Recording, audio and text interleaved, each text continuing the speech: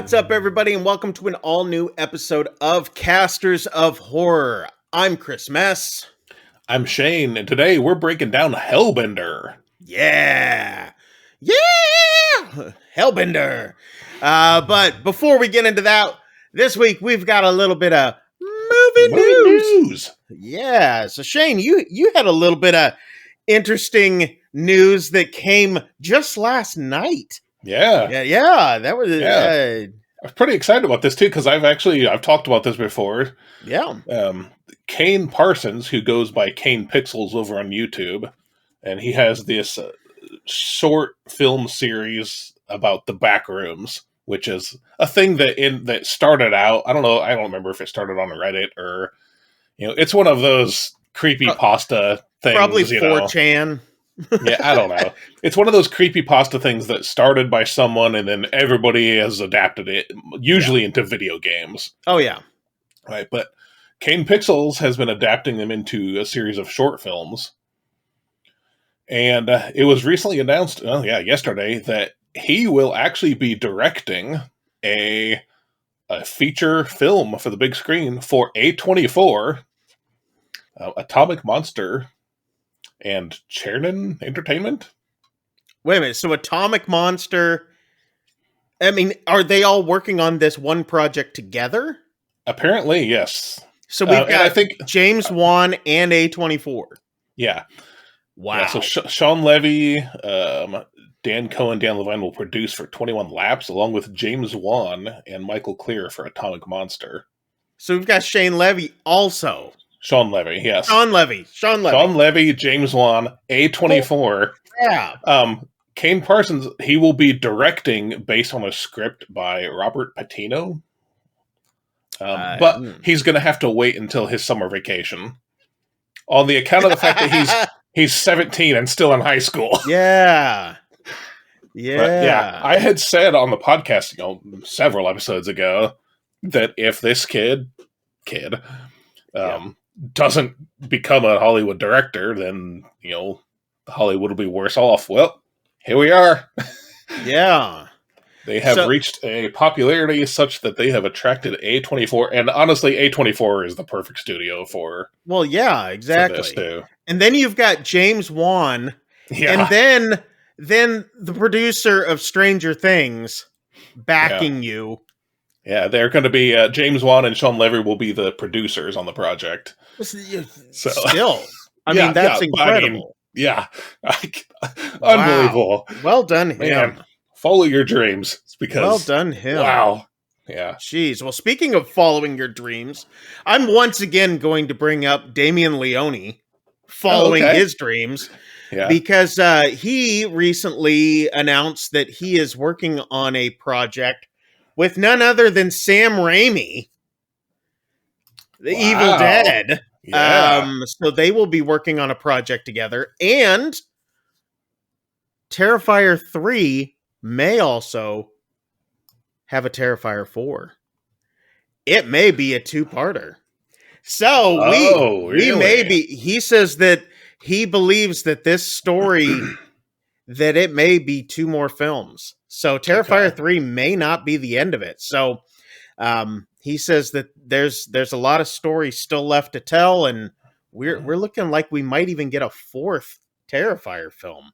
Wow. But he says that more than likely the one that he's working on with Sam Raimi will probably be coming out before Terrifier 3. So we're looking at that might be his next project. So anyway, Sam Raimi and Damien Leone. Yeah. What is this movie going to be? It's going to be utter chaos. Yeah. And supposedly it is one that Damien wrote. So it's one of his stories, but Sam's like, I want in on it. So yeah, we've got like the masters of practical effects coming together. Yeah. Man, let's get Sam Raimi to get his good buddy Bruce Campbell involved in. Hey, there you go. Could you imagine Bruce Campbell and David Thornton together? I would love that, dude. Oh my gosh. Great. That would be great. But anyway, that's all I had for this week. So I mean, it's newsworthy, It definitely is. newsworthy. Yeah. But I guess we'll go ahead and jump on into this thing. But before we do, if you guys have any movie news or something that you guys want to let us know about, make sure you guys leave a comment down below. And while you're there, go ahead and hit that like button as well as the subscribe button. That's And right. yeah, leave us a comment if you guys got any news that's coming out or something that you think is newsworthy. But let's go ahead and jump on into this film. We're talking about Hellbender. This was, as Shane mentioned last week, this was the #1 critic rated horror film on Rotten Tomatoes. Yeah. At least at the time that article was written. I don't know at the time that the article was written. I read an article this morning that said something happened yesterday, and it turned out it was June of last year. So who knows? Well, not to be fair, that actually did happen again. To be fair. Yeah. To be fair. But anyway, yes, we were talking about the film Hellbender. Shane, you had never heard of this one prior to this, correct? Not even a little bit. This one I had heard about, had seen the trailer at one point, and when we were going through the lists and everything, I was like, we have to do this one. It had kind of fallen out of my brain, as a lot of things do as of recently. But when I saw this one come back up again, I was like, we have to do this. So anyway, this is a film that was written and, well, let's put it this way. It was directed by John Adams, Zelda Adams, and Toby Poser. It was also written by John Adams, Zelda Adams, and Toby Poser. It's also starring John Adams, Zelda Adams, Toby Poser, and Lulu Adams. Okay. So the main actress and the two actresses in this, the mother and daughter team, Mom and Izzy, are played by Zelda and Toby Poser. Izzy being Zelda, and the mom is Toby Poser, or is Toby Poser. Okay. It also explains at the beginning that you find out that this is from Addams Family Films. Okay, that does make more sense now. Now here's another interesting part of trivia, which I was not aware of. John Adams, who plays a character later in the film as the uncle. Okay. Let's put it this way. The mother and daughter in this film are actually real life mother and daughter. Okay. The uncle, or the guy who was one of the hikers later on, he's actually the father. Or, he's the father of Zelda. And Amber, the girl later on in the film, is actually Zelda's sister. So, yes, it is literally a family who made this film together. So, quite a trip. Yeah. It was actually mainly done by Zelda, the main girl, Izzy. She got the idea of this film.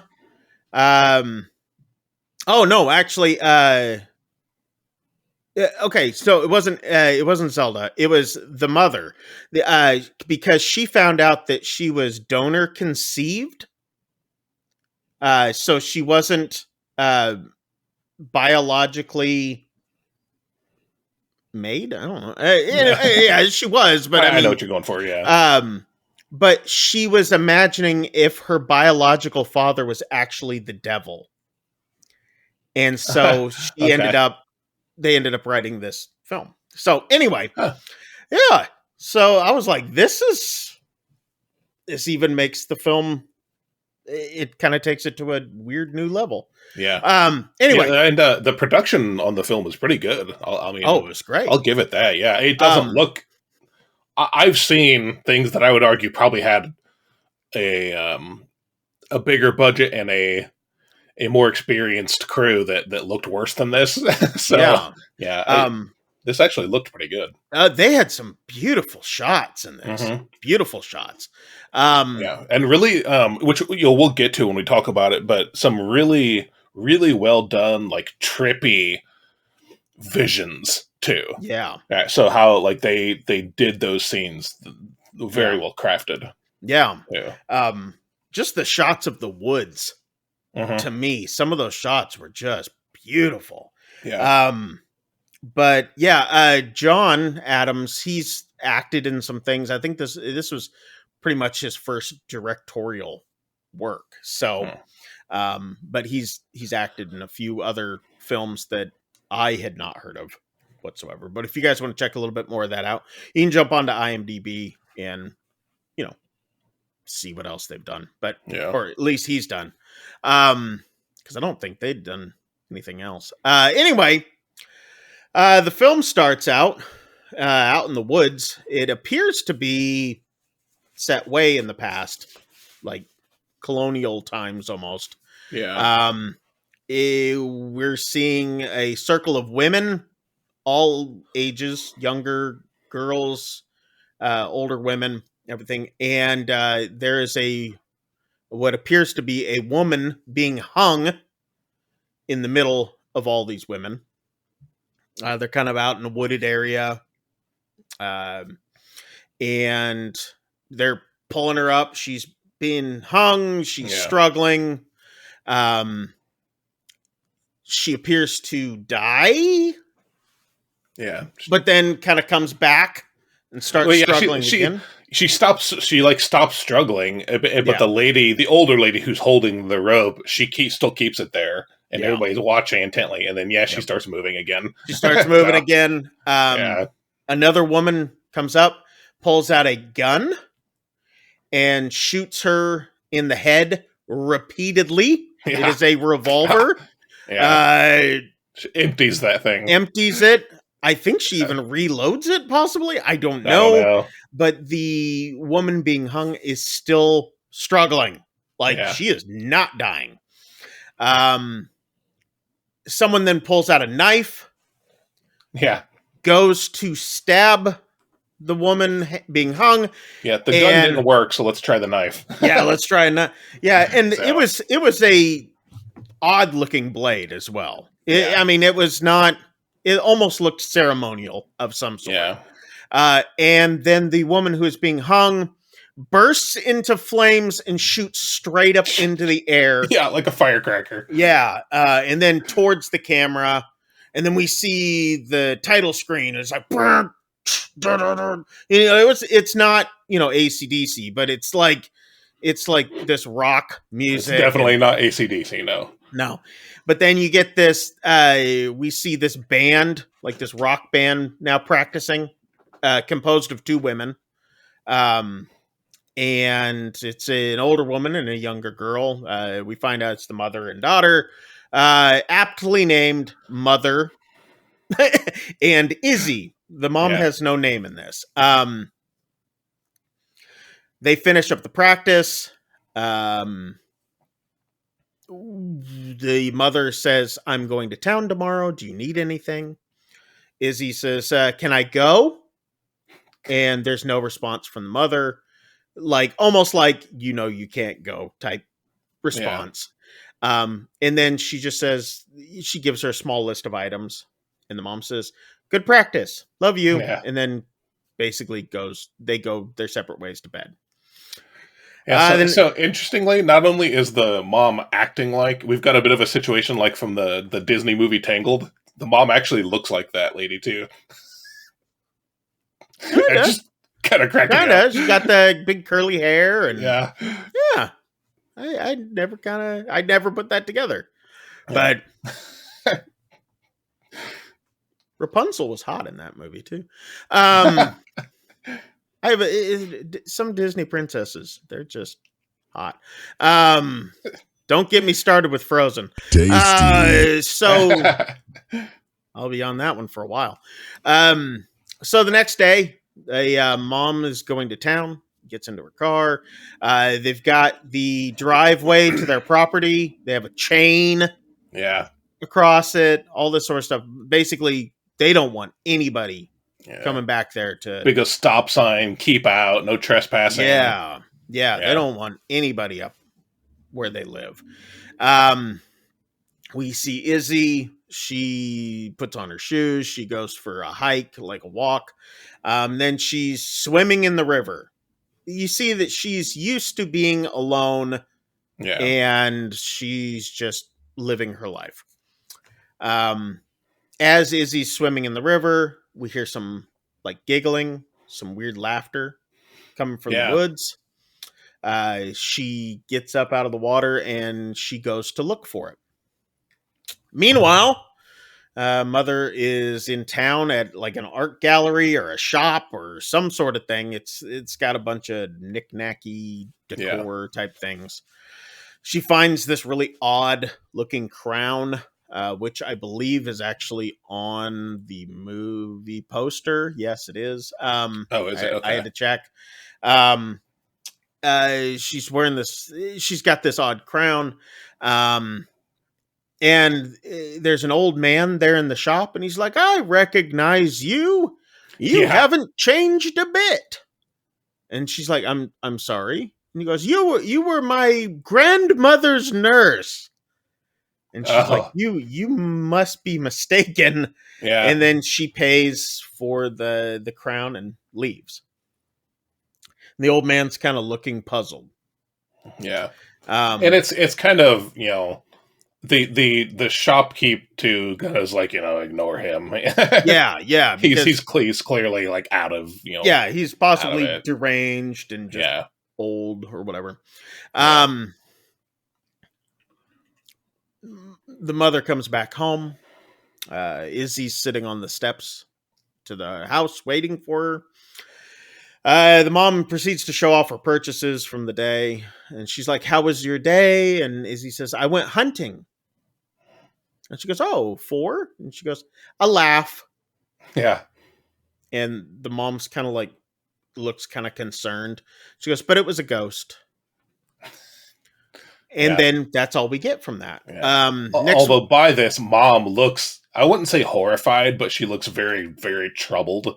Oh, yeah. Just by this comment, Mm-hmm. So you can see that the wheels are turning. Mm-hmm. Yeah. We see a beautiful shot of like silhouetted woods. It's dark. The mom is there alone out in the woods walking. She starts doing like some sort of ritual. She's twisting branches or sticks together. Yeah. And making like this rune shape, whatever, out of sticks. And she starts doing like a ritual, like spitting blood or something into black something or other into her palm. Yeah. Things, and wiping it onto the rune and sending it up into the air and all this sort of stuff. And so it's definitely witch based, whatever this ritual is. It's pretty clear. I mean, it's pretty clear by this point, because she's making a pretty classic looking symbol that you would expect, in at least Hollywood witchcraft area. For some form of witchcraft or Wicca or something like that. We then see they're sitting at the table at home, and they're on their plate is foraged food. And by foraged, I mean like very, very foraged, like young pine cones and berries and things like this. It's which they're apparently supposed to eat. Now, I have heard of people eating pine cones. If they're young pine cones, you can eat it. But so anyway, they have these foraged items, and before they eat, they say spring eats winter, winter eats fall, fall eats summer, summer eats spring.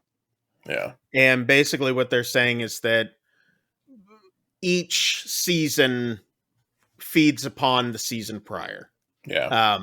So and that's what they're eating of, is whatever this season is. After dinner or at some point, the mother does another ritual in her kitchen, like on the countertop. She makes that symbol again on the counter, surrounds it with things, and she puts one hand over, like her palm over the rune, puts another one over her eye, and she's able then to see where Izzy is. Yeah. The implication being she's seeing through the thing she sent up into the sky earlier. Yeah. Basically. Yeah. So she can watch and see where things are. So she sees Izzy is along the river. Izzy is now drawing. She's got her drawing tablet out, or pad, or whatever.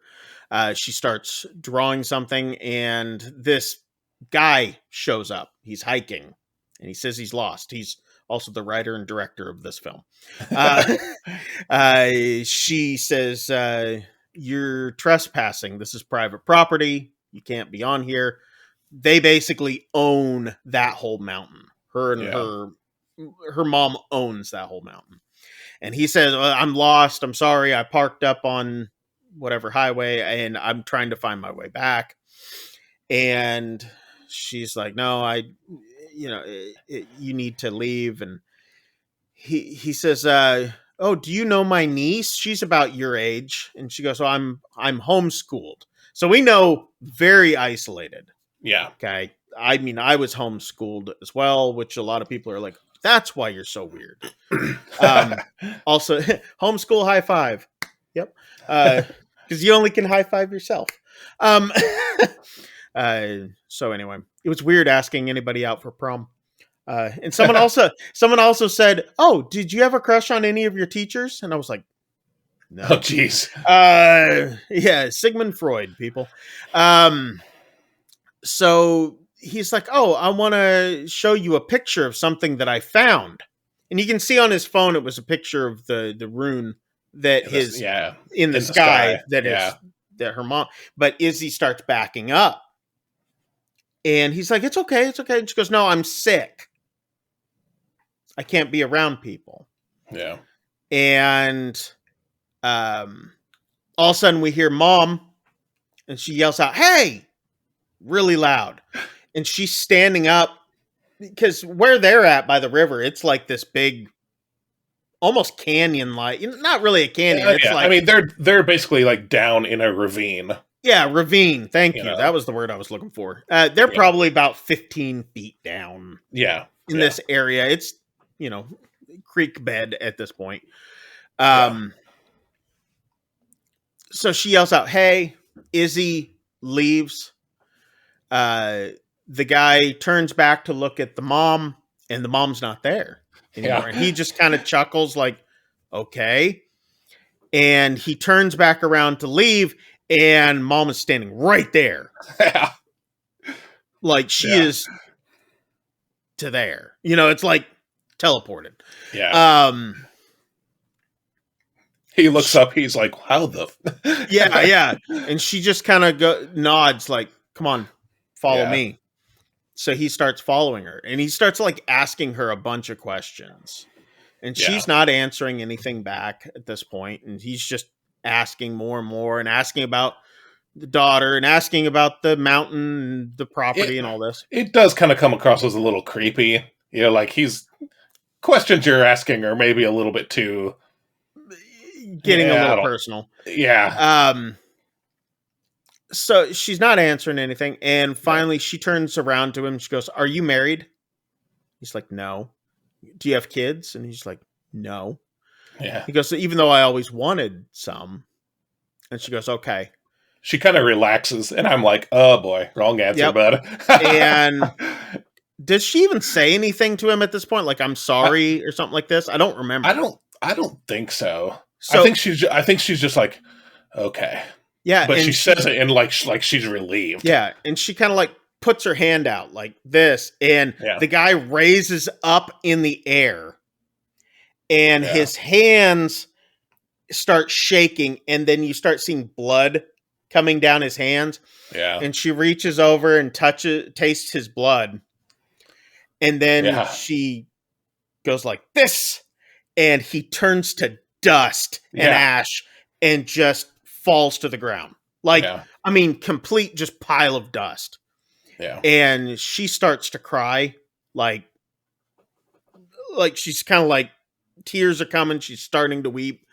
And then she's walking back to the house. She gets back to the house. Izzy's waiting for her. She's like, I didn't get close to him. I promise, Mom. She goes, do you think I'm going to be okay? Izzy's worried about her safety at this point, about getting sick. And she's like, you'll be fine. And she's got like this stern, almost like worn out look to her. Yeah, like she's exhausted. Yeah. And she's like walking slowly, like she's struggling to get through the house. So, yep. Yeah. Then she goes to her room, closes the door. I assume it's the next morning now. I would say. Yeah. All we know is Mom is still asleep. Izzy goes to check on her. And then she goes outside. She goes exploring again, because that's all she has to do, you know. Yeah. So she's out exploring. Mom sees a deer. She's finally woken up. She sees a deer through the window. She goes outside and begins to almost stalk this deer. Yeah. That's what I put. Mom is now stalking a deer. Yeah. Yeah. And please stop me if I miss anything. But yeah. I almost got to the point where with this, I was like, I may be taking too many notes, because I know. I think I actually thought the same thing. Because I was just like, and then there's points, I think, as I start getting closer to the end, I'm not going to go into every little detail, because of the fact that visually they convey so much visually. Yeah. I really think that not going into every detail would be beneficial. Yeah. But Izzy comes up to like an old abandoned house, which I wrote because I thought that this would play something into later, but me too. She immediately sees it, kind of looks into it. Yep. You see from like the perspective from inside. Yeah. And then nothing. That's it. Yeah, she just continues to go on. And I was like, maybe this house plays something later, and then it doesn't. I don't think it does. No. But she continues. Obviously, though, there had been other people on this land at some point. Yeah. So, and something does come up later that maybe plays into why there's an abandoned house there. It could, you know, yeah. But it's very, I don't. It seems like this was going to set something up that never actually got, happened. And in retrospect, you could see now how it could work. I mean, but at the time, you're waiting for something. But if it was very, very subtle. Yeah. But anyway, she continues on. She eventually ends up at a neighboring property. We see this neighbor's house and everything, and Izzy pulls out a pair of like binoculars. She's like looking. There's this girl. She's out there on the phone, wearing a bikini, walking on the back porch. And now that I'm like, oh, she's watching her sister. This is weird. So she's walking on the deck next to a pool. Yeah. The girl sees Izzy, but thinks it's some guy. She's like, "What are you doing up there, creeper?" And blah blah blah. And then she sees that it's not this guy, and she's like, "Oh, who are you?" And they start talking like, "Oh, we're neighbors," type thing. She goes, "Well, come on over for a beer." And Izzy's like, okay. And she kind of decides to go.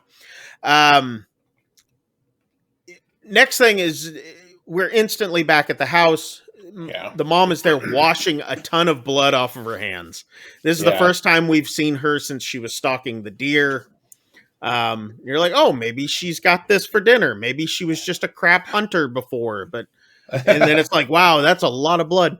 But yeah, she's washing off her hands. Now we're back to Izzy and Amber, which is the girl, the other girl.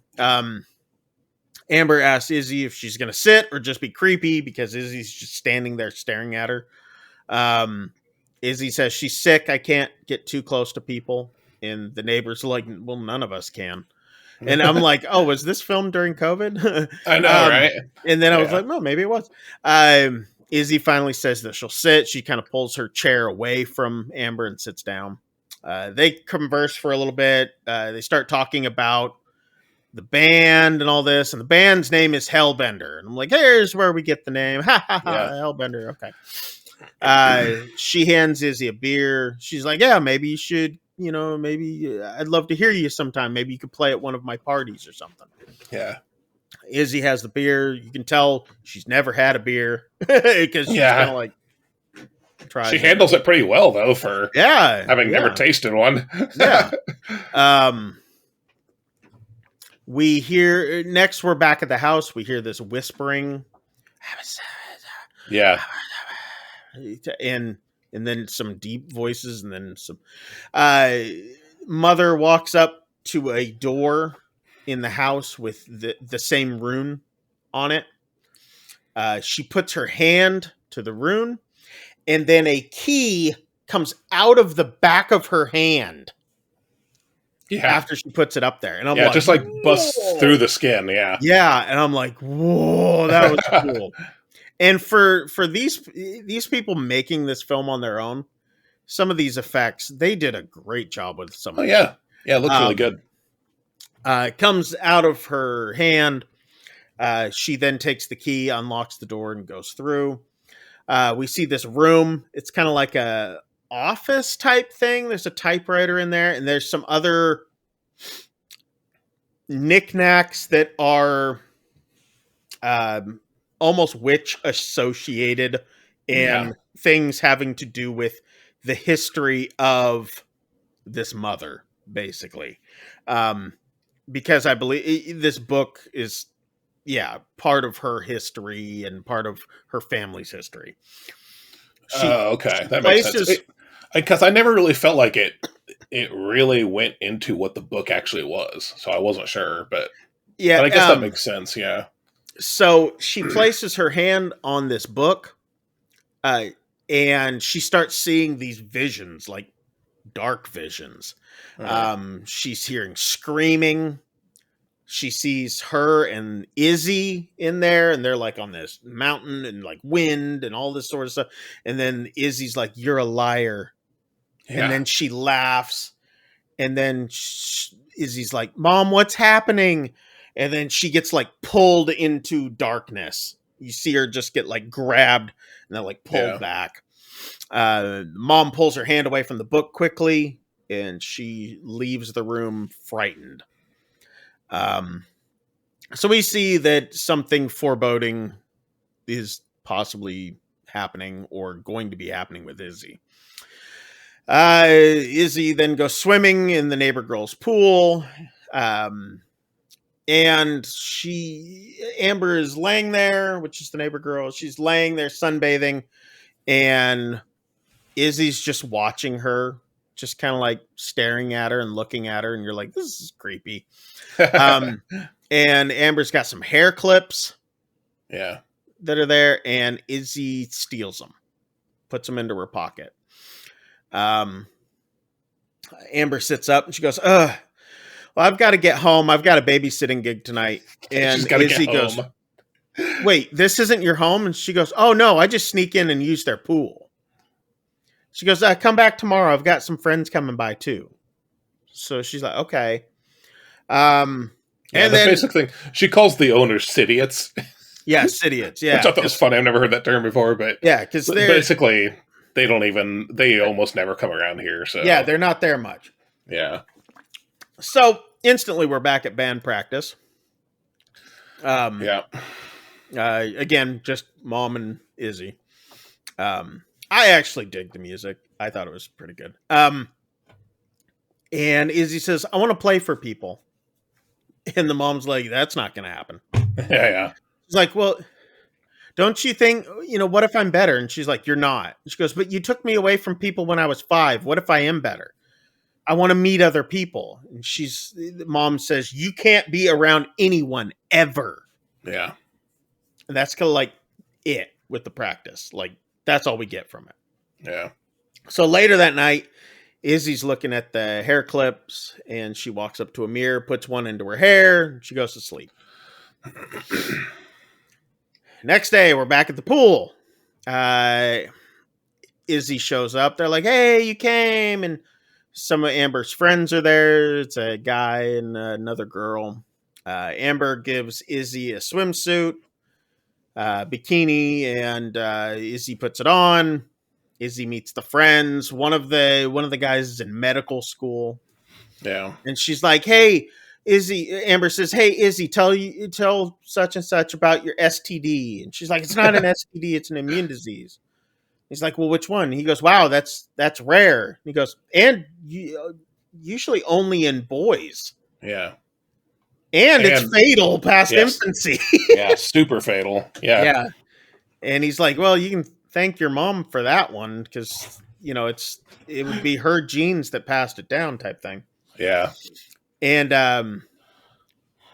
the girl, the friend of Amber, yeah. she's like messing around with a drum set that's for some reason just out on the back porch at this point. It wasn't there the time before. There's now a drum set out there.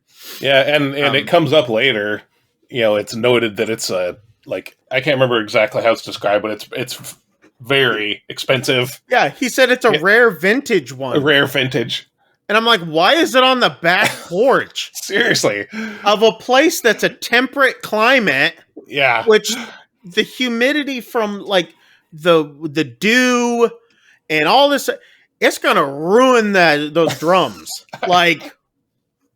But anyway, there's a drum set out on the deck, and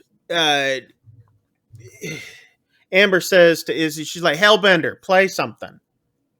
So Izzy starts playing, and we get this other music from whatever their band, the Hellbender band, is playing behind her. It's like, yeah, but if she was just playing the drums for them to hear and not having the other music or the singing or anything, they would think she was crap.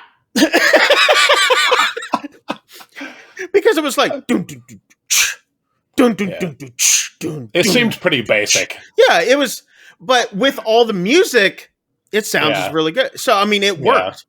So whatever. So they're like, woo! They're clapping for her, and she's like all proud of herself. Yeah, I mean, it's not like she goes in like tears this thing up like you would see someone do with the drum solo. No, she's literally just playing the drums part of a song. She is no Neil Peart. Okay, so yeah, so she's just playing like a beat. Yeah. So they're all like, yay! So like the med student guy's like, well, I got tequila. Let's do some shots. So he then says, well, for the rookie here, the one who's the virgin, Izzy, who's never had tequila, instead of the worm that's at the bottom, which I get why they do this, instead of the worm that's at the bottom of tequila, I'm going to put a live earthworm in, and you've got to drink that since you've never had it before.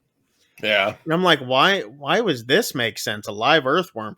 But later on it makes sense. And she's like, I'm vegetarian. He goes, them's the rules. Yeah. I didn't make them up. You got to do it. So she like downs it. Okay. Eats the earthworm. And then Izzy just lets out this blood curdling scream. And then she stands up and it's just kind of like, and you're like, what is going on? And then the homeowner comes out. He's like, hey, you kids, get off my property. You're always messing with my stuff. And so they all take off running. Okay. Izzy has left her clothes. Yeah. Just running through the woods in her bikini. And she's just like zoned out. She seems high. Yeah. And Amber's looking at her and she's like, wow, that was crazy. And she goes, you forgot all your clothes though and all this. And she goes, yeah, but we should still hang out or whatever. And then Izzy starts coming closer to Amber and Amber's just like, hey, I'm not I'm not gay or anything like that. And Izzy grabs Amber by the throat. Yeah. And Amber's like, get away from me. She's like, oh, I never come near me again, and takes off running. Yeah. Well, then Izzy goes back for her clothes. Yeah. I'm like, wouldn't the homeowner have like done something with the clothes or whatever? Anyway, she begins to hear whispering in the woods, and then all of a sudden the homeowner, he's like, hey, and he finds her, and he's like, I'm calling the cops and all this, and she's just kind of staring at him, and she's still in that high state at this point. Next thing we see, Mom's looking out the window of the house. She's kind of like concerned at this point. It's fairly late. And we see Izzy walking back to the house unscathed. And you're like, oh, obviously he didn't call the cops. Yeah. So she's like, the mom's like, where have you been? She goes, with some friends. Yeah. And then she goes, I ate a worm. And the mom says, a live worm. A live worm. And her friend says, her mom says, are your friends okay? Yeah. And she says, I'm not sick. Yeah. She doesn't ask. She just states matter-of-factly, I'm not sick. Yeah, I'm not sick. And she goes, no, you're dangerous. Yeah. And then she says, my friend Amber's uncle has been missing for 2 days. Yeah. And then tears start coming down Mom's face because she's realizing now Pandora's box has basically been opened. Yep. Yep. She then says, Izzy, it's going to be okay. I'm going to help you. So now it's late at night. Izzy's in bed and she starts hearing these odd voices. She goes to the door with the rune on it, puts her hand on the door. Like she's never even been shown this. It's that we know of, because obviously her mom's never told her anything about this magic crap. Yeah. But she just puts her hand on the door and the key comes through her hand. And it's like this book is guiding her. And she finds the book whispering to her. And she puts her hand on it, and we see like some dark, messed up visions, like weird things in the cave, and then we see like hanging, and we see all this. It's just visually, it's just crazy and chaotic. Yeah, and some of it does appear to be flashbacks to like the history, family history. Yeah. So some of it's family history, some of it's just weird. Can't tell what it is. Some of it may be future. Yeah. We don't know. Yeah. So, next thing we see, Izzy's out in the woods. She's walking. She's looking at this fuzzy caterpillar. Yeah. Inchworm, whatever you want to call it. It's like fuzzy. Like yeah. It's one of those fuzzy caterpillar worm things. Yeah. And the mom comes up behind her and she goes, you're not going to eat that, are you? She goes, no. She goes, good. Because it's hairy and they get stuck in your teeth. And she just kind of smiles. Like it's almost like she's now joking with her about what's going on. Yeah. And then Izzy says, why did I get so crazy when I ate the worm? And the mom says, well, it wasn't just the worm. It was the life in the worm. Yeah. Magic comes from fear. And the more fear in the pumping blood, the more power we get. She goes, like a rat or a deer or something like that. The more fear that it has of you, the more power that we'll gain from it. And she goes, well, what happens if we eat? And the mom goes, what? She goes, people. And she goes, then you'll know power. Yeah. And then Izzy goes, is this a dream? And then the mom wakes up. And you're like, oh, it was a dream. Mom's having this weird vision of a dream of some sort. Yeah. She goes in and checks on Izzy, and Izzy's still asleep. Which this part, does come up a little bit later, which I did not make note of. Because the mom does ask later, have you been in my dreams? Oh, yeah. Which I Yeah. did not connect till just now. Yeah. That's one of the things this movie does do is like there are a lot of little nods to something that is going to happen. Yeah. Further in. Right. Yeah. So a lot of them are very subtle. Yeah. Very subtle. Yeah. But now going back thinking about it, I'm like, whoa, I didn't catch that. Yeah. They're sitting down next for a meal, or at least we're seeing it's mealtime of some form. There's foraged items on the plate and a finger. Yeah. A human finger. Yeah. Izzy picks it up and she starts eating it like a chicken wing. She's going to town on it. Yeah. And then the mom says, wow, I've never seen you like raspberry thorn. Something. Thorn? Raspberry thorn, yeah. Okay, I was trying to figure out what she said, and for some reason in my head, I kept hearing raspberry donut. And I'm like, why is she saying raspberry donut? And even you saying thorn, I'm like, how did I get donut from thorn? I have no idea. Yeah, anyway, raspberry thorn. And what it is, it looks like a not really a stick. It almost looks like almost looks like rhurbarb. Are you familiar with rhubarb? Degree. Yeah. Yeah. It's almost like a celery stick. Yeah, I was gonna say fibrous. Like it looks like a like the stalk of like a rose plant, right? Almost, but it's like got a like a reddish tint to it. So raspberry thorn. Yeah. I actually looked it up. I'm like, oh, okay. So, and she goes, yeah, I've never seen you like raspberry thorn so much. Yeah. And Izzy then looks back down at it. Yeah. And it's the raspberry, not a finger. No. And she just drops it. So you could see that she was like envisioning that it like she wanted that, And they cut to a shot of the plate just like moments later, and everything is perfectly aligned, and the raspberry thorn is laying there, and it's just in perfect shape. It hasn't been touched. Yeah, it hasn't been touched whatsoever. Okay. Yeah. It was almost like they filmed that before and then stuck it in, Yeah. The mom says, take a hike with me. And so they go for basically it's raining. She's like, take a wet hike with me, but whatever. So she says, I shouldn't have kept this from you. And Izzy's like, it's all right. She goes, well, the thing is, this door is hard to shut once it's been opened. And she goes, but I can help you keep it under control. Yeah. She's like, so we're the same? And she goes, yeah. And she goes, was your mother? And yes. And she's like, so we can leave the mountain now then, right? Basically like, I'm not sick. We can, and now that I know, we can leave. And she's like, no. She goes, why? And she goes, well, I'm going to show you something. And she grabs one of those fuzzy caterpillars and pulls it in half. And she goes, here, eat this quick while it's still alive. They eat it. And Izzy goes into like a trance-like state again, like it's a drug.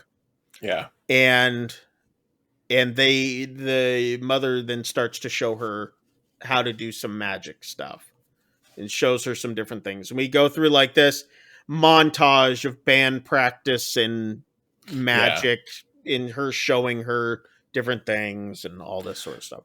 Yeah. Yeah. And clearly like mom seems, I don't know, some combination of impressed and scared by Izzy's abilities. Yeah, because she's picking up quickly. Yeah, and like, because the mom does this thing where she grabs a stick and she makes it bloom, right? Yeah. And then she sends it into the air.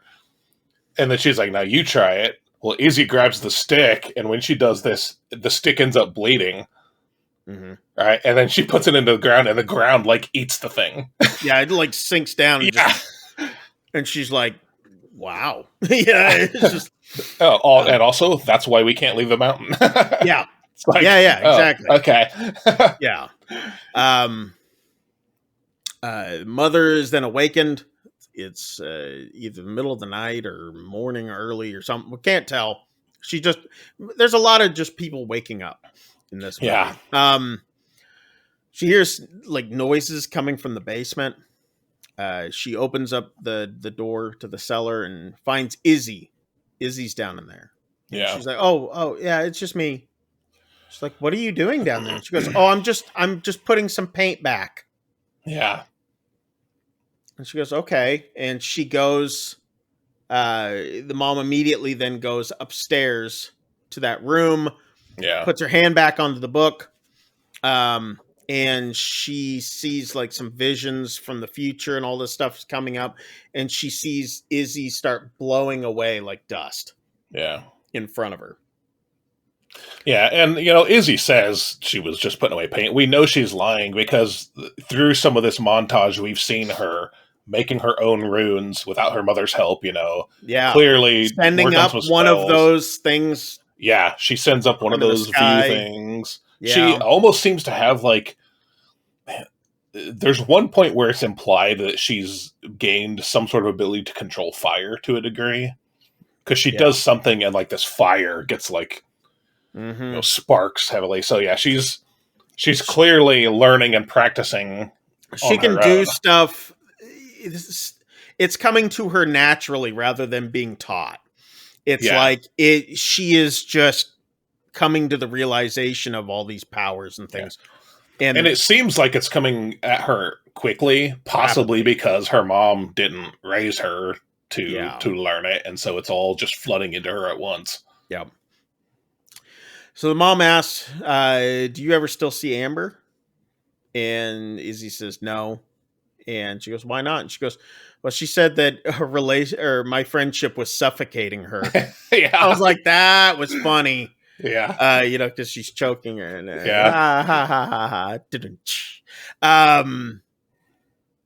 so Izzy's basically like, I don't want to be alone anymore. We kind of get this through this conversation that she wants to be around people. She doesn't want to be up there by herself anymore. Now, let me ask you something, because I noticed it later in the movie when the seasons changed. Was it obvious to you that time had passed?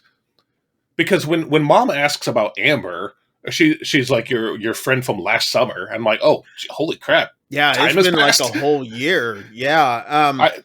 I didn't catch that there was that much time that had passed. I don't think it's been a full year. I actually just think maybe it was a season had changed. And she says last summer. Maybe. I don't know. Maybe. But it could have just been, like you said, it could have just been another season, because it may not have been that long, because of the amount of emphasis that they did put on the seasons. And that's why I think it was just fall. Seasons.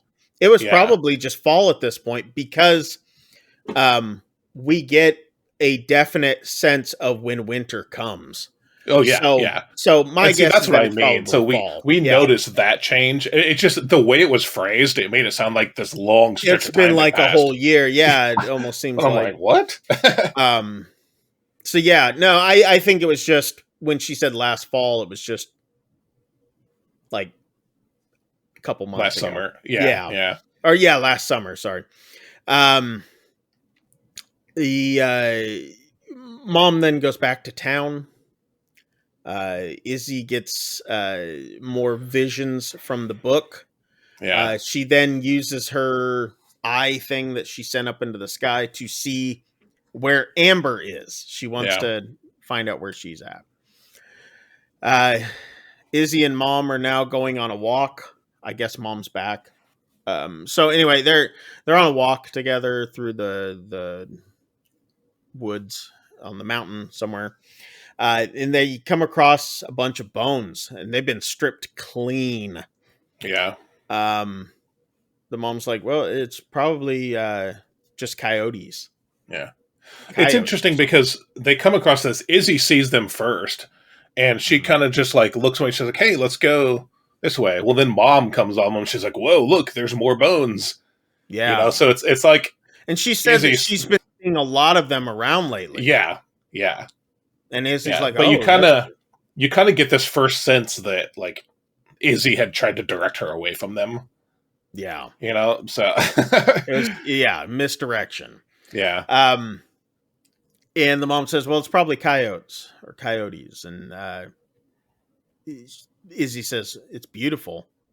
And she goes, I'm sorry. And the mom says, no, it's fine. She goes, it's in their nature. It's the Yeah. nature of that animal that does that. And she says, well, what's our nature?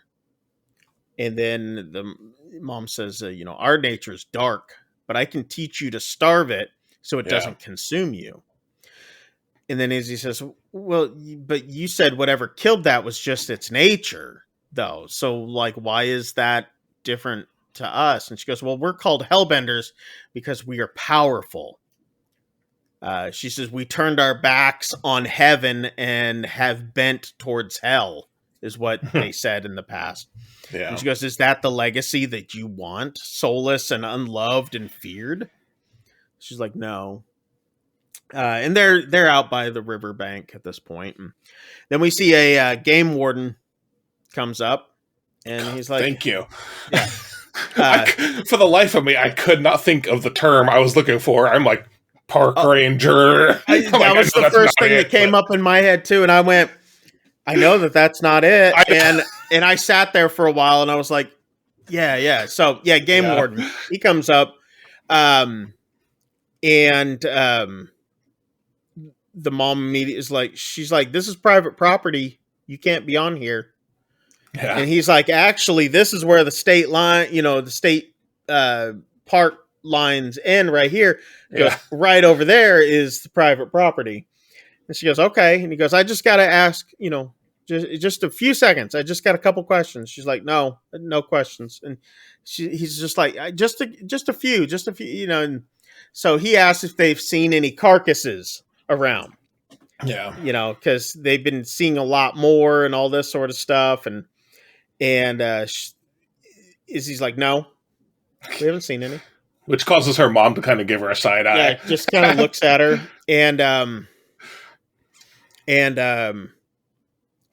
So he says that there was a missing hiker. Yeah. Well, he says a man was killed by wild animals last year. Yeah. Or last summer. Yeah. Right. And then he says, and we still got that missing hiker. Yeah. And Izzy goes, well, maybe it was a hellbender. Yeah. And the mom just looks at Izzy like, and he goes, what's a hellbender? And she's basically, it's like witches that do all this and blah, blah, blah. And she just lays that out exactly what they are for him. And he starts laughing. He's like, girl, if you don't end up becoming a designer, you should be a writer. Because he was admiring her shirt and all that sort of stuff. Yeah. And he's like, you ladies have a good one. Be safe. And the mom just kind of hits her like, are you crazy type thing. Yeah. Next, we see the mom is out walking alone. And she comes across a deer carcass. And she's just kind of like questioning, like, is this... This is the season change I mentioned too, because now it's winter. Now it's winter, yeah. Snow everywhere. Yeah. She then tries to see Izzy with her magic again, seeing eye thing, but she can't. She doesn't see her anywhere. Yeah, it's not working for her. Yeah, it's not so that's it. It's not that she's like looking through the rune and can't see her. She's just literally the rune isn't working for her. Yeah, it's like something has stopped it or kept it, or maybe Izzy's become too powerful and can't. Yeah. So and that was my first thought too. I even wrote it here that like is mom losing her powers as Izzy's gaining hers. Yeah. Yeah. So she then tells Izzy when she sees her again, she goes, well, we get this whole scene where they start kind of playing around together and joking around, and this is where she, after a bit, she says, have you been in my dreams and stuff like that? She's asking her questions about this. Yeah. And Izzy's like, no. And then she says to Izzy, she goes, I love you, but if you break my heart, I will devour you. Yeah. And they're just kind of looking at each other. And then Izzy says, "Tell me about your mom." And she goes, "She was a monster. She ate half a village, kids and all." And she goes, and then she felt guilty about it and sewed her mouth shut. Yeah. And Izzy's like, "Well, did she starve to death?" And she goes, "No, she died like all Hellbenders." And she goes, What do you mean?" She goes, "Spring eats winter, winter eats fall, fall eats summer." Yeah. And you're like, oh, Yeah. so mom ate her. Yeah. And there's something we didn't mention it, and I can't remember what happens. It's earlier when they're out in the woods. Mom is talking to her about something that they're working with, and mom kind of just like offhandedly says they're like us, self-reproducing. Yeah. She said, and I can't remember what the context of what she was talking about. Ferns. Oh, the ferns. Ferns are self-reproducing. And she basically like notes that, like, because she says at that point, we don't have to do this anymore. She's showing her a trick where she can smell blood on the wind. Yeah. Right. And she's like, we don't actually have to do this anymore. It's just really cool. And ferns are potent. They're powerful because they're like us. They're self-reproducing. Yeah. And so that kind of, you don't realize it, but it does play into something else that mom just said. The whole, again, the seasons eating each other. Yeah. Yeah. So. Which makes me really glad that I'm not self-reproducing, because holy crap, I'd have a lot of kids. A lot of kids. Anyway, so Izzy then asks, she goes, "So how old are you?" to the mom. And she goes, 147, I think. Okay. Yeah. I didn't catch what she said here. Yeah. I couldn't tell. I mean, I heard 100. Yeah, the mom says 147, I think. Okay. And then Izzy says, "Well, how old will you grow to be?" And she goes, "I don't know. You tell me." Yeah. Like, it's up to you, basically. When you turn on me is when I die. And I'm like, this whole conversation playing back at the shop with the old man. I recognize you. Yeah. That's, again, a very, very subtle hint. Yeah. About something that comes. Yep. Well done. Well done, I'll say. Yep. Next, we see Amber is leaving a store of some sort. It's late at night. Izzy comes out of the shadows behind her and scares the crap out of Amber. She's just like, "Hey," she's like, "I just wanted to say that I was sorry." And she's like, "How did you know that I worked here?" She goes, "You're stalking me, you psycho." She's like, "I wanted to give you this." And she's like, "What is it?"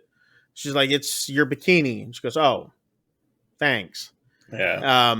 And she's like, "I'm sorry, I was so weird," and all that, that stuff. And then Amber's like, "Okay." She goes, "Well, can you believe what happened to that guy?" And she's like, "What guy?" And she goes, "The one who chased us from the house." She goes, "He was eaten by some wild animal." And you're like, "Oh, so that was the guy who was eaten by the wild animal." Yeah. And then you're like, "Oh, it wasn't a wild animal." Yeah. I mean, I felt like it was kind of already obvious at this point, but yeah, at least this is the point where really the stuff is starting to tie together now. Yep. And we've also seen one of the points when the mom puts her hand on the book, we see Izzy standing in that little clearing with the guy. She's still there in the bikini. Yeah. And then next you see her in her clothes in the river floating. Yeah. So it's like, okay, she's cleaning herself off in the river at that point. Yeah, because when she's standing in the bikini, she's got blood coming down all down her mouth. Yeah. Yeah. But again, that's only in the vision that that's only when mom touches the book. Yeah. So then he was eaten by some wild animal, and Izzy says, "Well, I want to give you these too." And she hands Amber her hair clips. Yeah.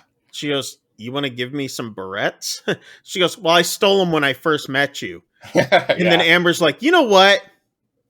I'm back to F off." And she just throws the bikini in the clips at Izzy and just leaves. Yeah. Mom's then startled awake again. Yeah.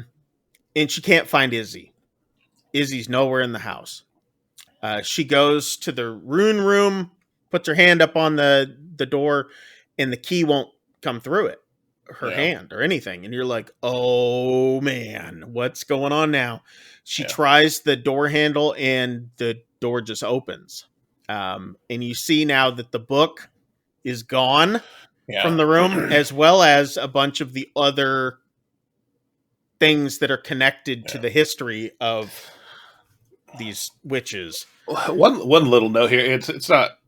I don't really know that's impactful, but earlier when Izzy had gone into the room for the first time, you see she has opened the door with the key. She sets it down on the little table, and there's like a ton of keys there. There was a bunch of keys. Like, okay, that's where this thing produces a new key every time somebody uses. Okay, I mean, and it also makes you wonder if those keys, maybe it wasn't a key. It could be. It could be that it was a new key every time. It also makes me wonder if it was keys from different people from the past. Like maybe she had a key, her mother had a key, maybe her mother's mother had a key, and it was all these different. Yeah. It was all the keys from the past. I don't know. Yeah, I don't know. Well, just the way her mom puts her hand up there expecting a key, I just assumed that she has to do it every time she wants in. Maybe. I don't know. Maybe. Hey, I saw the keys but didn't quite care. I don't know. But now that you're mentioning it, I never really thought about why there were so many keys. And I don't really know that it comes up, really. But I just thought it was Seems like an inefficient spell to me if you have to, but whatever. Who knows? I mean, they could recycle all the keys. Yeah. I guess. Give them to me. I love those old skeleton keys. There would be a bunch of them. Mom is in startled awake, can't find Izzy, goes to the room, blah, blah. It's a book's gone. All this sort of stuff. She goes then into Izzy's room. She sees the book in Izzy's room. She puts her hand on it. This is where now she sees Izzy killing the man. Yeah. Izzy's freaking out, blah, blah, blah. Then the blood and the washing and all that sort of stuff. Then we hear Izzy reciting a poem to her in this vision. Yeah. And the poem is basically about her. Well, they're sitting down at like this table, and we see Izzy starting. She's like, I came up with some new lyrics for the band. She starts reciting a poem. And basically it's about devouring the mom. Yeah. And then gaining all of her powers and all this sort of stuff. Yeah, it's kind of like a look at the life, because essentially the gist of it is that the wolf wanted to become a sheep, so it cut off its claws, whatever, and then it gave birth to a cub and tried to raise the cub as a sheep, but then the sheep's, grew claws and devoured the wolf, or devoured the sheep. Yeah. So basically, like the history of what you've done. Yeah. Didn't work. It's not going to work. I will kill you. Yeah. Essentially.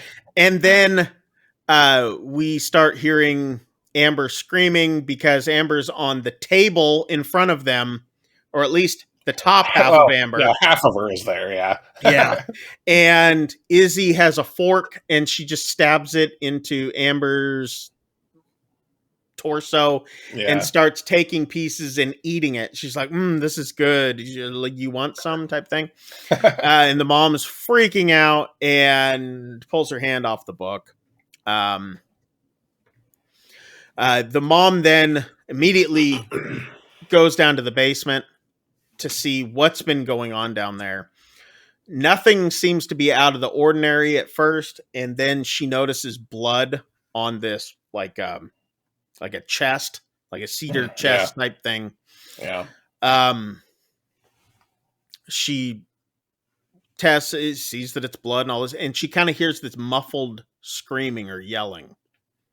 while she's down there, and it sounds like somebody is held captive somewhere. Yeah.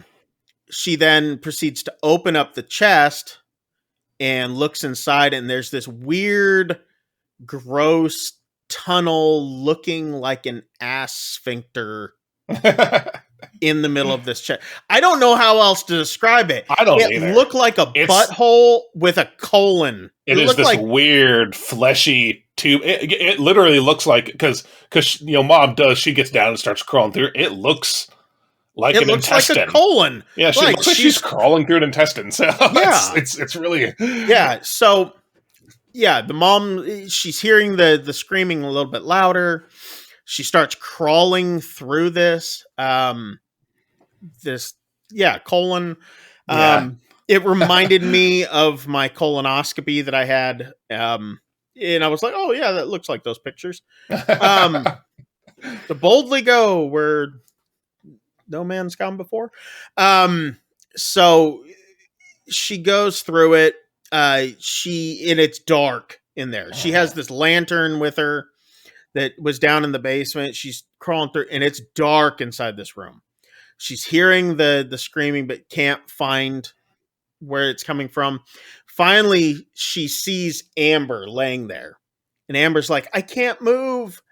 I can't move. I want to go home. I just want to go home. Please help me. And it's dark, so you can kind of only see Amber's face. Yeah.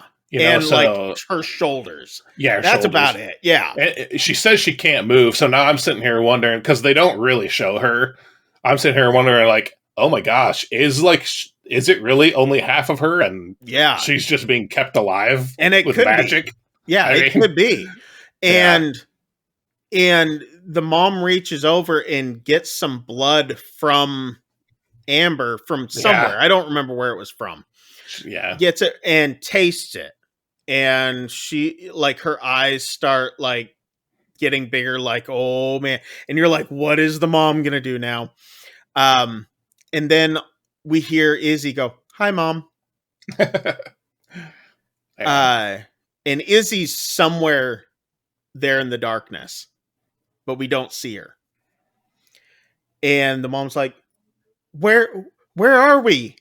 And Izzy goes, this is my happy place. And she says, I've been trying to protect you, Izzy. I've been trying to protect you and all this. She goes, I know the truth, Mom. I know your secrets. Yeah. And all of a sudden, Izzy just does you see like these flames come from her hands, and she lights the whole room on fire.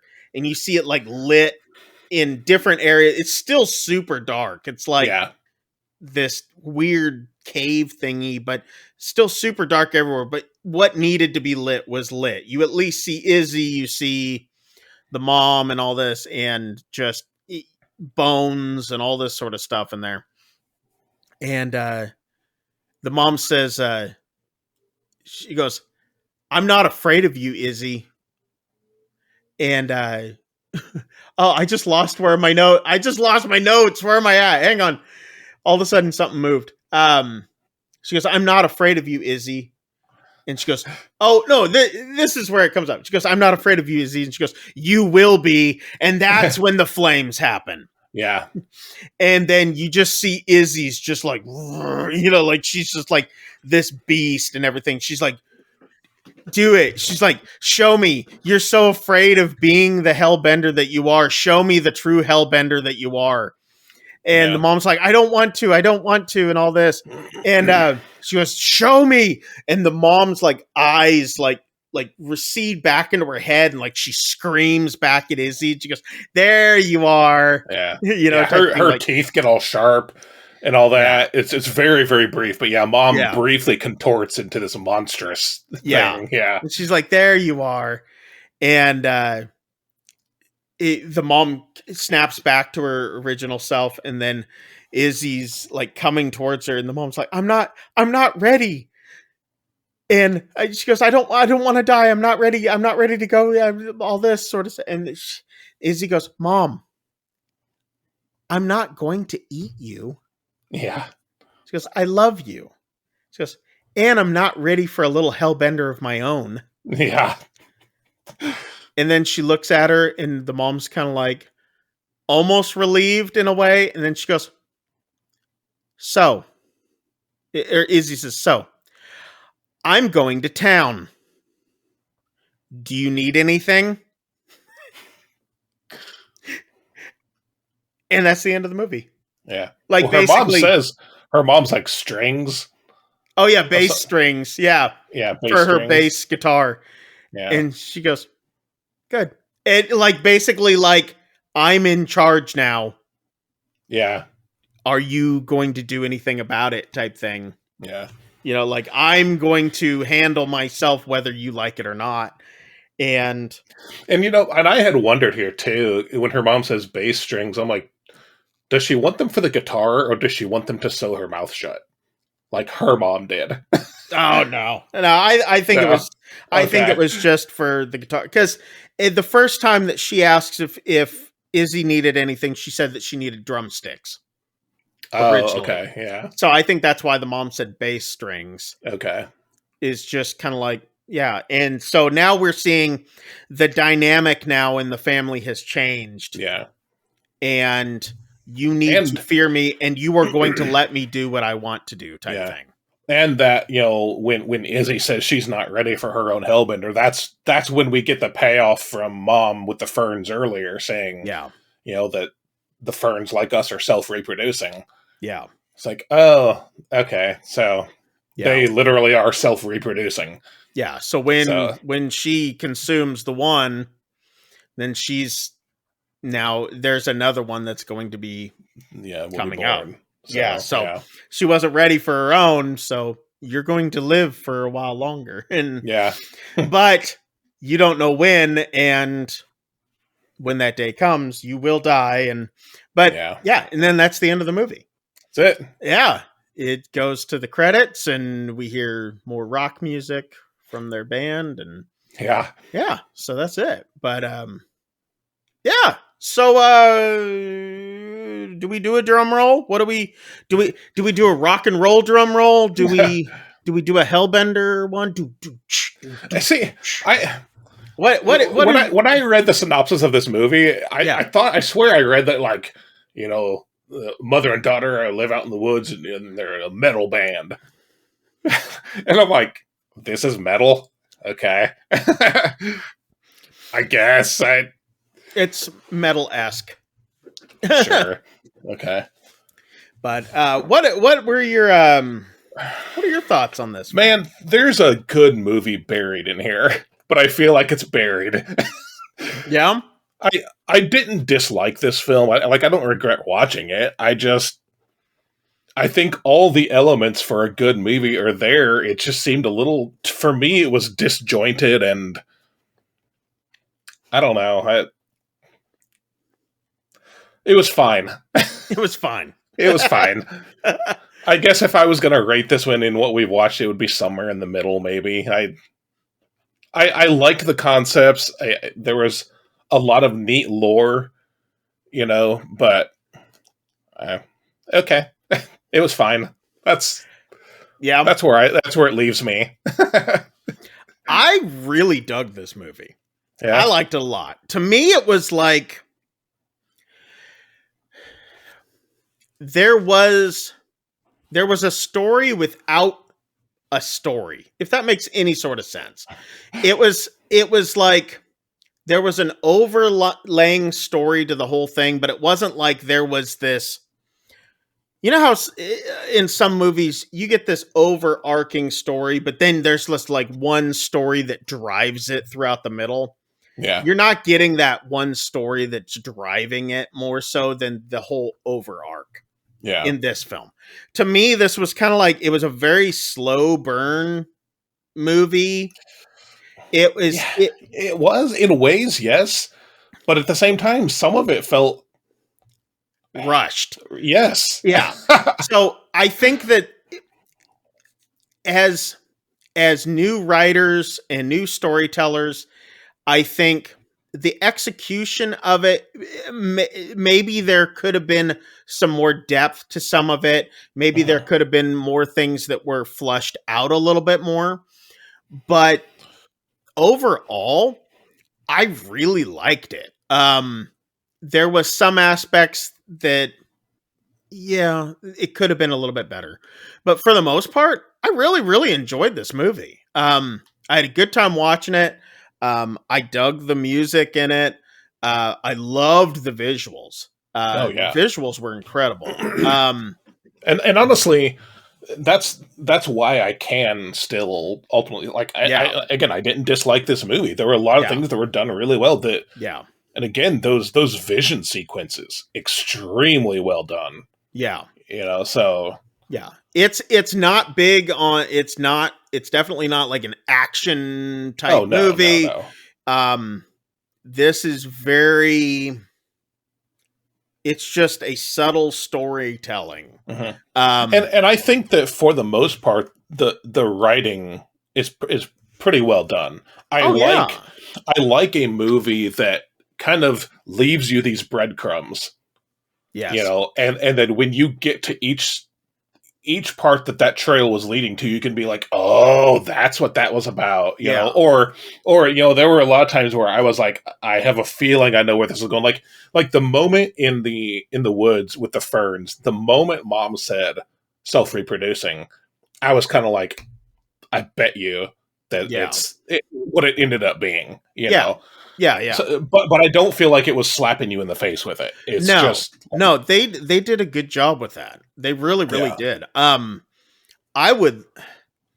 This is one of those type of stories where after watching it, like I would have liked to have seen the ending of it maybe a little bit more. Personally, I would have liked to have seen it a little bit more drawn out or a little bit more, I don't want to say theatrical, but I would have liked a little bit more to it.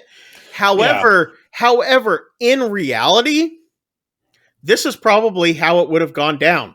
She would have gone through that thing, and then she basically, there would have been almost like a fight like it was in this situation, like the girl just going, no, this is what's happening. This is what's done, blah, blah, blah. And that's the end of it. And that's how that whole thing would have turned. So in reality, to me, it makes sense how the ending happened. Would I have liked to have seen more of it fleshed out? That would have been cool. Yeah, and to me, I don't even necessarily think the ending needs to be. I don't think the ending is where my problem lies. I honestly think it's more in. I would have liked to have seen maybe some more detail watching Izzy come into these powers. That would have been fantastic. Yeah, because everything you see is, well, almost. There are a couple times you get a bit of Izzy doing something, but it's not even clear. It's almost like this was all just like granted to her. And maybe the whispers from the book did lead her, but I would have liked to have seen more of that development of her powers. Oh, that would have been great. Yeah. I would. I'm with you 100% on that. And a lot of that goes back to basically just every time it's hinted at, as you suggested, suddenly her mom wakes up. Yeah. And so a lot of it is only hinted at. And I just think that if we had been able to see more of the development of her powers, I think maybe this would have, I would have been able to connect with this a little better. This is a movie about witches, so. Yeah. I would have loved to have seen, like you said, more of that development, more of the teaching, more of her learning, more of things that she could do. Yeah. But I also get the fact too, is that the mom was really trying to keep her from that life. Yeah. In a way. Which I think is a really neat aspect of it that I think they did kind of cover well. Yeah. In that her mom was really just, her mom feels like they are evil. She was trying to stop this cycle of evil. But seeing how Izzy learned more of her powers would have been awesome. Yeah. Yeah. Because it kind of just happens. Yeah. Without, it happens off screen for the most part. Well, even in the parts where like you see her doing like crafting that runes, it's just like, oh, she just can do it because she's just that powerful. Yeah. And it's just her out there and, by herself. And I mean, I agree with you on that. I definitely agree with you. Would I love to see another movie maybe about not necessarily moving forward? I would love to see the ones that existed prior. Oh, yeah. And see a movie about them. Like the, maybe not the grandmother of Izzy, but maybe the great grandmother or something, the one that was before the grandmother and all that sort of. I don't know. I would love to see a film about like the early colonial parts of the ancestry and stuff like that. And who the Hellbenders actually were and how they got the name and all that sort of stuff. But I dug it. I dug the lore of this. Stuff having to do with witches and stuff like that intrigues me. Me too, for sure. For me, I don't necessarily think I would want to see something else in this universe, but I am interested. I will be interested to see what else this family might do in the future. I'll give them that, because there's a lot to praise here, and I very talented. Yeah, very, very talented. Yeah, I'm still sticking with. I want to see a prequel. Yeah, I'm gonna say it. I'm gonna say it. So I want to see. I want to see how the Hellbenders got their name.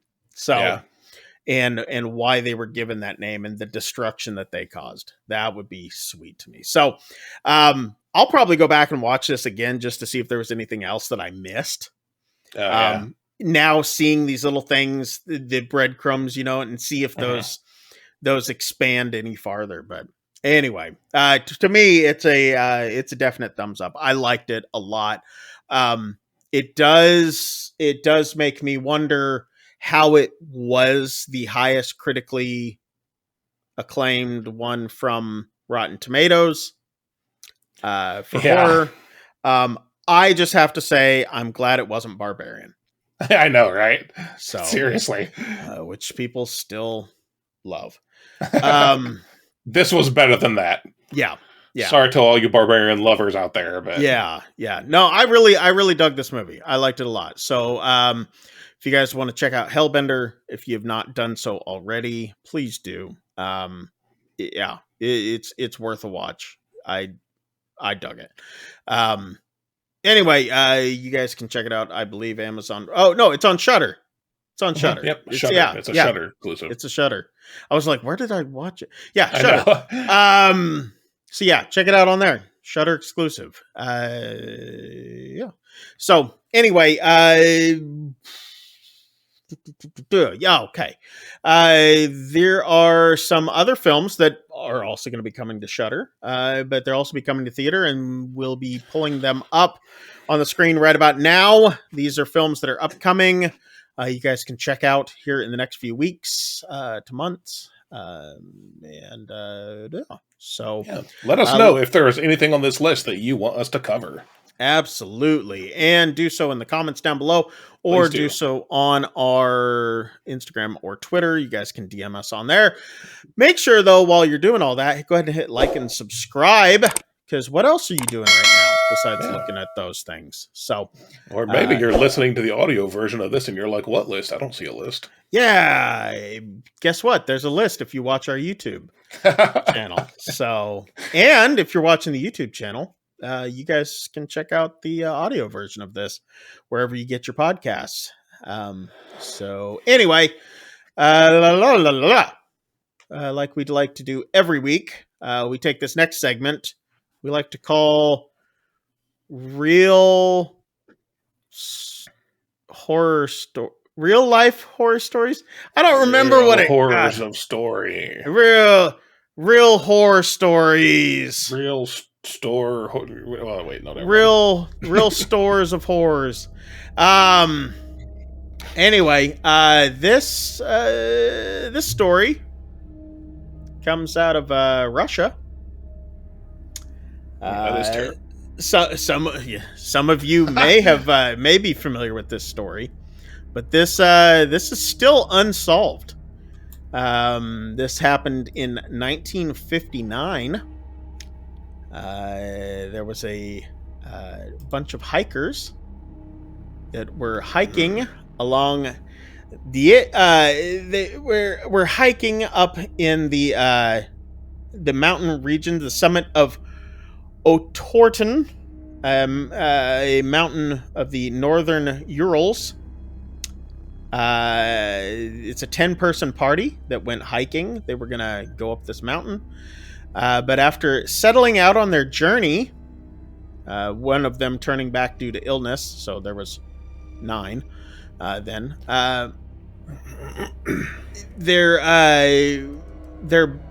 They went missing. They were never seen alive again. When their bodies were finally found weeks later, there was only more questions raised. One of these leaders was 23-year-old Igor Alexeyevich Dyatlov. He had told that he would notify them once he would return, but they hadn't heard anything from him. Once a rescue crew had gone up there, they had found a horrible scene. They found that the tents had been open or cut from the inside. Cut open. Team's belongings, including their shoes, had been left inside the tent. Investigators found 8 to 9 sets of footprints in the snow made by shoeless individuals, with the tracks leading into the woods nearly a mile away. When they found the first 2 bodies in the forest next to the remains of a campfire, which they would have had about negative 22 Fahrenheit on the nights of their death. 2 of the campers, Yuri and Yuri, were dressed in nothing but their underwear. The next 3 bodies they found on the way back to camp were also found in various states of undress. They were found to be dead by hypothermia. But half-naked bodies in the below freezing temperatures weren't even the strangest find when 4 other bodies were found in a ravine 2 months later after the snow had started to melt away. They found that 2 of them were missing their eyeballs, both of them had broken ribs. Dubinina's tongue was missing. Nikolai had suffered severe fractures to his skull, the kind that result from car accidents. And 2 of the 4 were wearing clothing that tested positive for radioactivity. Jeez. More than 6 decades later, no clear-cut explanations have been put forward. So people are wondering, was this due to the Russian government covering up radioactive weapon testing? Were they killed by aliens? Some believe that the winds that come over this pass and everything have these eerie call sounds almost to them, like they're moaning. But people have now come to calling it the Dead Mountain. But we know this more familiarly as Dyatlov's Pass. Okay. This, if you guys want to find more about it, there was a film called Devil's Pass. You guys can check out. Originally titled The Dyatlov Pass Incident.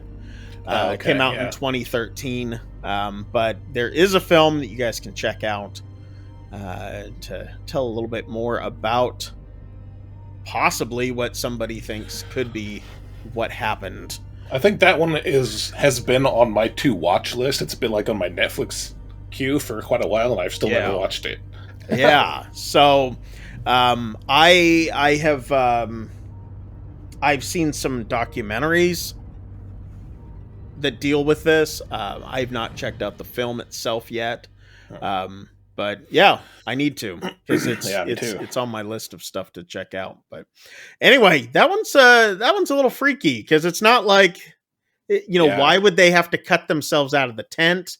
Why would they be out there in just their underwear? Why are they barefoot? And I think a couple of one of the bodies, I think they still haven't even found. So I don't know. Jeez. It's crazy, but anyway, yeah. So check out the film. Or check out a few documentaries on that because they're out there, but they're worth. It's. I had heard of this before, and I was like, "Oh yeah, I got to talk about that one today," because it deals with a mountain, and so I was like, "Okay." Anyway, before we close out this week's episode, we like to do a little something that I don't know what we're calling this thing, pick or pass at this point.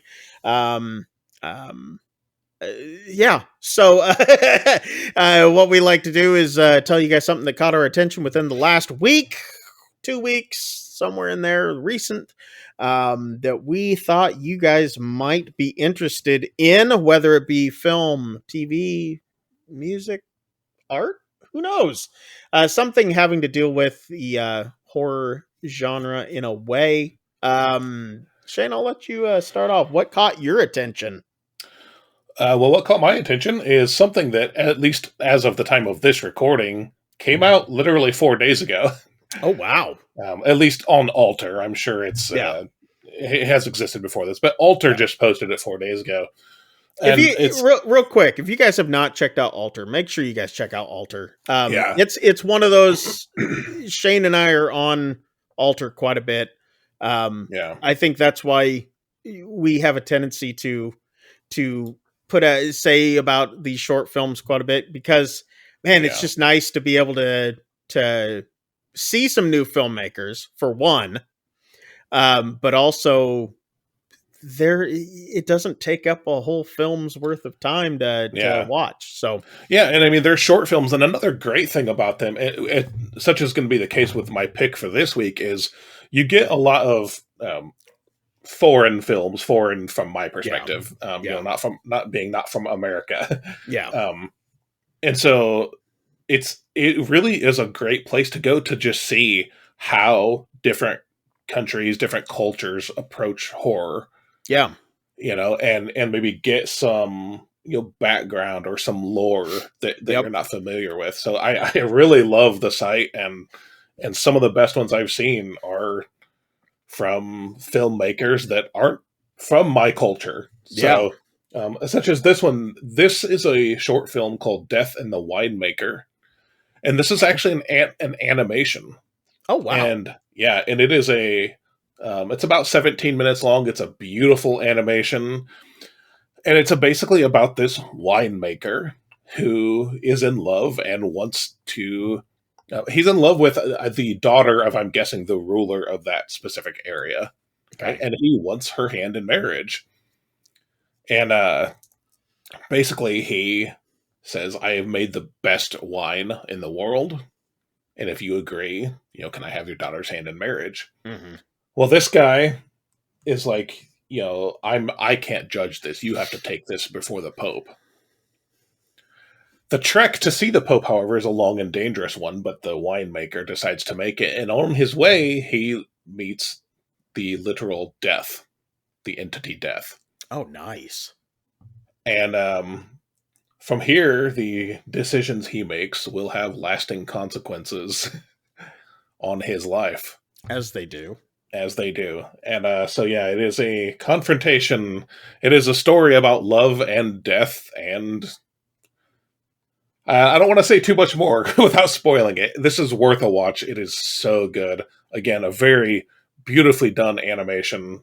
Death and the Winemaker. I absolutely recommend you go watch it. Nice. When you said death, for some reason, my mind went to Bill and Ted's Bogus Journey. Yeah. And I couldn't get death out of my head of what he looked like in that. But Death looks quite a bit different in this. And it's a very... Okay. I understand that's probably the one main reason why it's listed as a horror film, because the death in this film is quite horrifying looking. So nice. Yeah. Nice.